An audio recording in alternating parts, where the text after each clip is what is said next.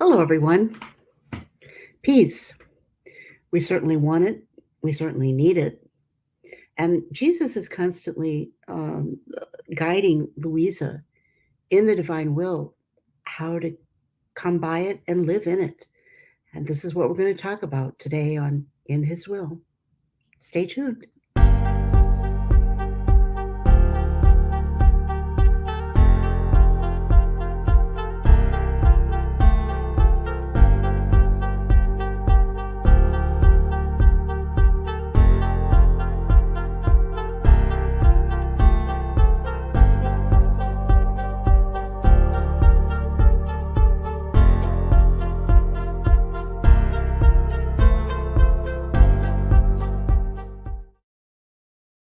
Hello, everyone. Thank you for joining me on In His Will.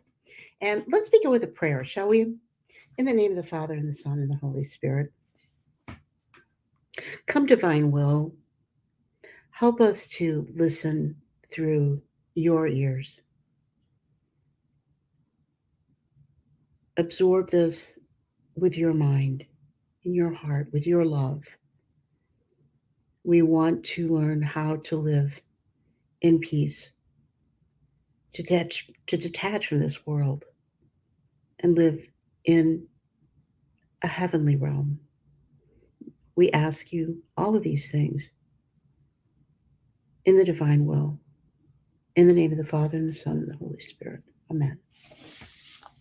So I've been thinking recently and reading a lot recently about um, all of these things that we need to learn in the divine will. Certainly, there's a lot how to fill our souls with the divine will, so that we can live this perfect gift that God has given us more completely, uh, more resolutely, more consistently, and grow in this gift that we've been given called the divine will.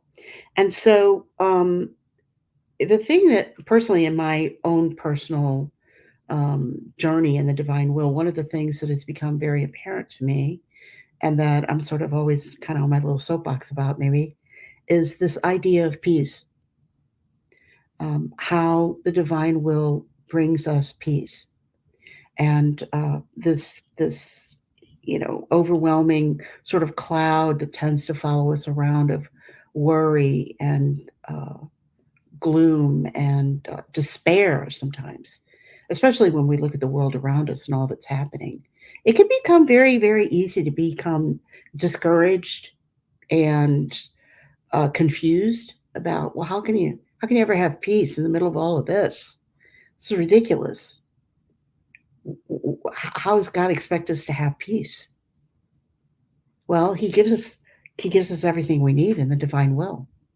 And he not only gives it to us, he tells us very plainly how to get it, how to achieve it, how to live in it, because this is what he wants. God is peace. God is love. He's perfect love and perfect peace. And if we are living in the divine will, we are living in perfect love and perfect peace. Now, we're not perfect people, but we do this through God's grace, not through our own effort. Our own effort is to surrender our will. Now, this, there's the sticky wicket, is surrendering our will. It ain't that easy. We have a lot of work to do to surrender our will. This is where Jesus gives us so much instruction through Luisa about how to do this. And one of the things that's so beautiful, as you see how this whole um, era of sanctification, this divine uh, uh, will gift to sanctify our souls, comes to us. Of course, it's in perfect order. It's perfectly laid out for us, and it's been perfectly laid out for all eternity. So there are no glitches. There's no mistakes. There's no oops in God's in God's timing, in His actions, in His allowances. There's no oops in there. It's all for purpose. There's always a purpose. I always say, and those of you who know me know I'm, broken record. Everything happens in God's permissive will, and it's always for our good. And it's right here in the book. It tells us this in the book of heaven, that it happens, whether it happens in God's permissive will or exclusive will, directed will. It's either way. Doesn't matter. Either He's directed it or He's allowed it. We have to remember that the evil one's on a very short leash. And I think sometimes we give him so much credit. And he is wreaking havoc. But that's because God has allowed it in this time in his permissive will. He's trying to teach us and to show us. So I think it's important for us to understand, how do we cope with all of this in this crazy, crazy world that we're in right now?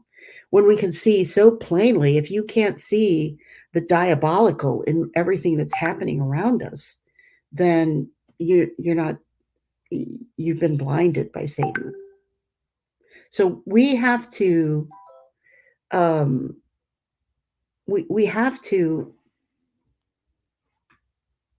continually seek the answers in the writings and in our prayer, in our own discernment. God will give us the answers. And so as we begin to seek this idea of obedience and detachment and this pathway to peace, because we all want peace. Nobody wants to live in turmoil.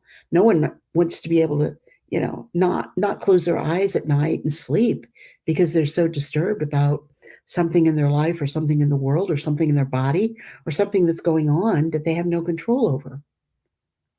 Nobody wants that. No sane person wants that. And so God has given us this formula, this these steps to take, this pathway, and this very, very most generous gift of all, after redemption, of course, our redemption, our creation. We have the era of creation, the era of redemption, and now we're in the era of sanctification. Because we took creation and we took redemption and we sort of forgot that it was a gift from God. Like we're owed, like we're entitled. This is our self-will. I say the problem is we're all self-will run riot. We're like 2-year-olds that run around. We want what we want when we want it, and we want it now. And the minute we think we actually might have it under control and we begin breaking our arms, patting ourselves on the back for what a great job we're doing, whatever it was we thought we had control over rears its ugly head and bites us. No, you don't have as much control as you think you do. And you don't have this under control as much as you think you do. This takes perseverance. This takes patience. This takes an understanding that you're in control of nothing except your will. It's the only thing you own. It's the only thing you possess, truly, is your will. And God's asking us to give that up. Trust me enough to give it over. I think this is why, I'm certain this is why, and God tells us, this last devotion, this last great devotion that he gave us, this gift of the divine mercy, Jesus coming to St. Faustina and explaining to her how much he loves us, how great his mercy is, that we can't comprehend the depth of his love, the depth of his mercy, how much he wants us to reach the goal. And the goal is for God to live in our souls, the divine will to reign in our souls instead of our own perverted self-will. But it seems at times like it's very, very hard to come by. Well, it's because our own will is very, very strong. We know that it's really the only thing we possess. It's what we've had forever. It shows himself very, very early on. 2-year-olds. Look at a 2-year-old. For one thing, an infant doesn't know anything other than its own self will. It has no way of knowing anything but I need to have my needs met in order to survive. So everything is about me. Everything is about me. Feed me, change me, hold me, put me down so I can go to sleep. Me, me, me. Everything's about me because it's tiny. It's dependent on others for its very survival. But as we grow up, we know that we find out that there are other people in the world. The world doesn't revolve around us. It's very disturbing. Watch any 2 or 3-year-old. It's very disturbing. Share my toys? Are you kidding? It's all about me. Be nice to my sister? Are you kidding? It's all about me.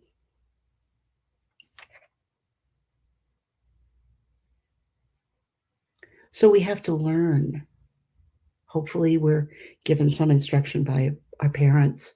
I always think of Saint Therese, who had this beautiful, beautiful, beautiful upbringing with these truly, literally saintly parents who uh, really protected her from any uh, semblance of promoting self-love in her. She tells a story about being on the beach, I believe, or coming across another couple, and they said, "Oh, what a pretty little girl! You have such a pretty little girl." And her parents were like, "We don't want her thinking about ourselves. We don't want her. We don't want her. Cultivating anything like vanity or self-love." And yet, when she went into Carmel, as she says, made herself a prisoner at 15, she began to realize how strongly her self love reigned. And so she began her little way. And so we begin to learn about self love. I learned to begin to learn about self love through Therese. But this is something that we're constantly fighting. And Jesus is telling us all the time in the divine will. This is what it's about. Pushing our self will, our self love, which it really many times isn't love, it's self destruction. A lot of times. It's really, we destroy ourselves with our self will many times. We have to push our will out. We have to kill our will. We have to destroy it to make room for the divine will in our souls and allow the divine will to reign in us, the divine will to animate us.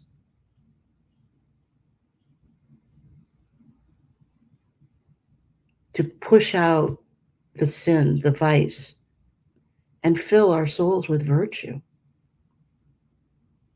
And so, as we go into this kind of little series about detachment, finding peace in the divine will, how do we get to that place of peace where we can learn to detach ourselves from all the crazy, evil things that are happening? We are in the throes of the spiritual battle, and we're at it. We're at a point. We're at this place in the spiritual battle where actually we can see it. I say, Satan has taken so much license that he doesn't even try to hide from us anymore. Evil doesn't even try to hide from us anymore. And so, in one respect, again, we say, why is God allowing this to happen? Well, at least in his permissive will, he's telling us, well, you can see it for yourselves now. I've been telling you, my mother's been coming to you and telling you and telling you. And nobody listened. Nobody really saw it. They're like, what's she talking about? Well, you can see what she's talking about now. It's pretty clear now. It's pretty obvious now. And so in his permissive will, In one sense, he's given us a great gift here, that now we really are beginning to understand what we're fighting against. We can really begin to understand that this is really real. This is not philosophical, whatever. This is real, and it has a real impact on our lives. It has a very real effect on how we're going to live in peace with all this turmoil going on around us. But God tells us, Jesus tells Luisa very plainly, here it is. Here's how you do it. Here's how you gain this pathway to peace. And so we're going to be talking about that. This is a little bit more than a snippet. I love doing the snippets and giving you little, this is such an outpouring that's been given to us through Luisa from Jesus in the divine will, that you can't begin to take it all in and digest it without taking it in little bit by little bit. I remember when I first started reading the Book of Heaven, and I was like flabbergasted. I was gobsmacked. I was like, what are they talking about? I don't understand what they're talking about. I would read a paragraph and I had no more idea kind of what it said at the end of the paragraph than I did at the beginning. And this was really frustrating for me, because I was used to being able to read something and being pretty good at, digesting it, taking it in, understanding it. I was not used to, picking up a book, particularly any kind of book about religion, about God, and not kind of have an understanding of what it was saying. But reading the Book of Heaven was a little bit different. And so it took patience and persistence. It took commitment, repetition,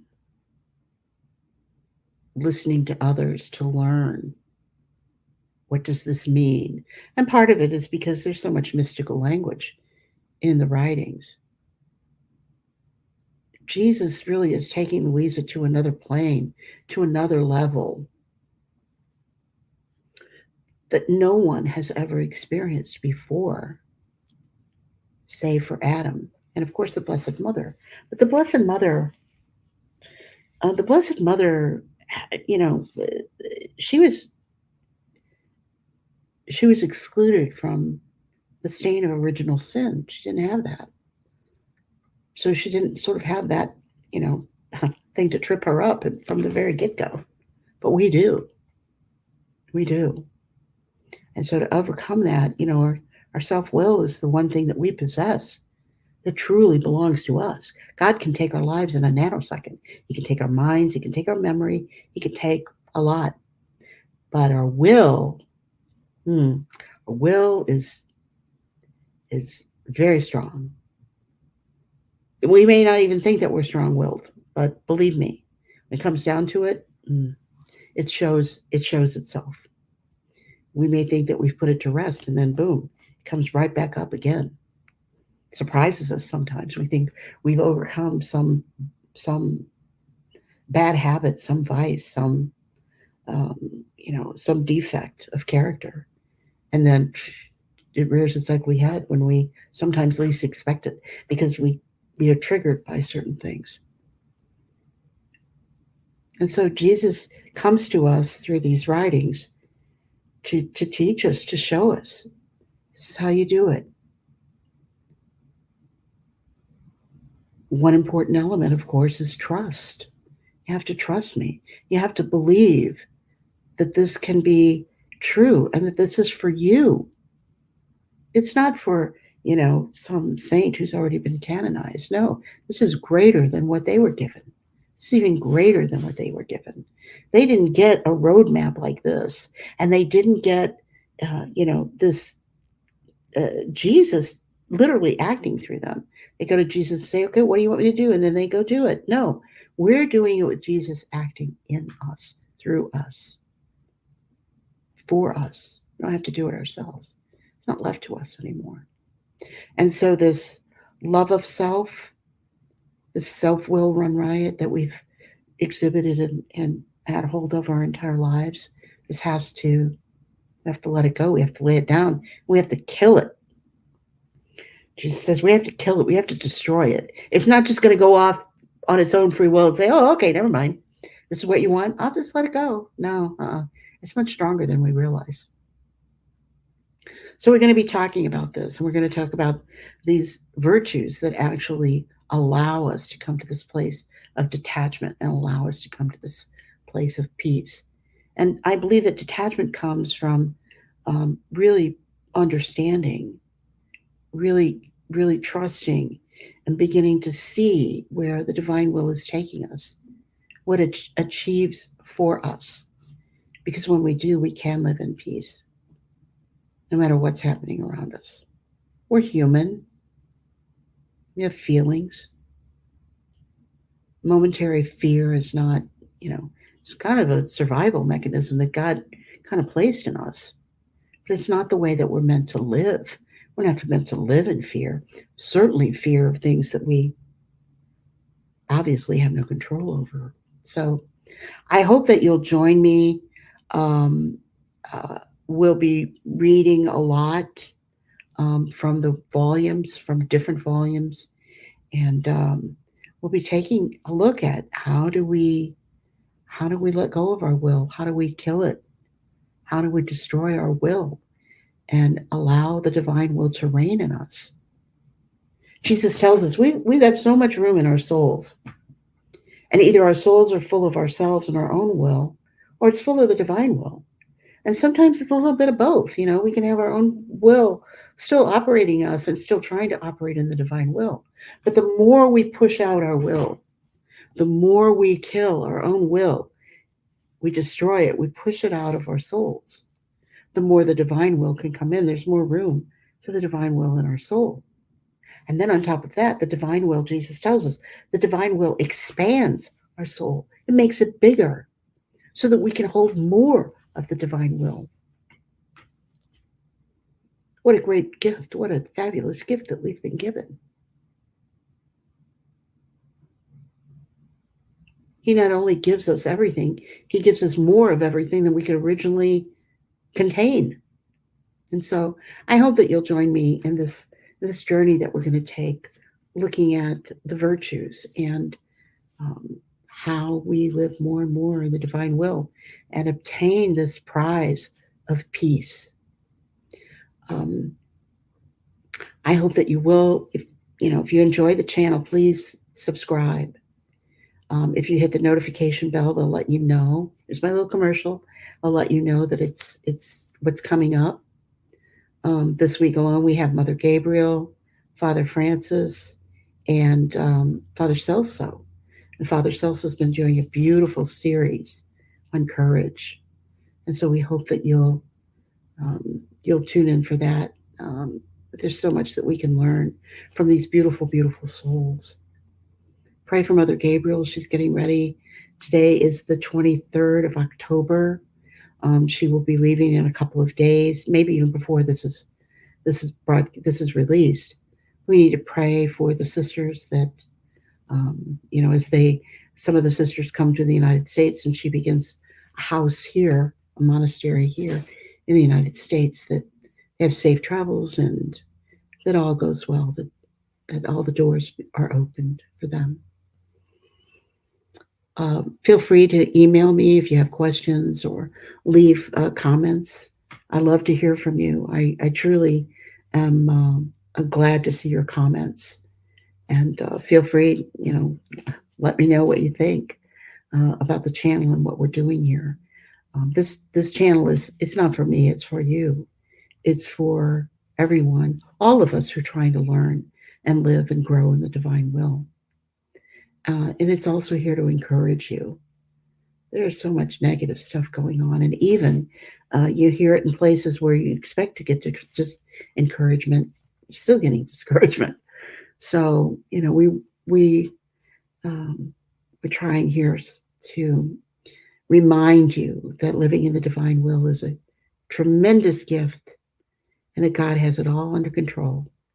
It all happens in his permissive will. And it's always for our good. So until next time, when we'll be talking about detachment and the pathway to peace, I wish you all peace, I wish you all the gift of living in the divine will, and we will see you next time. Bye bye.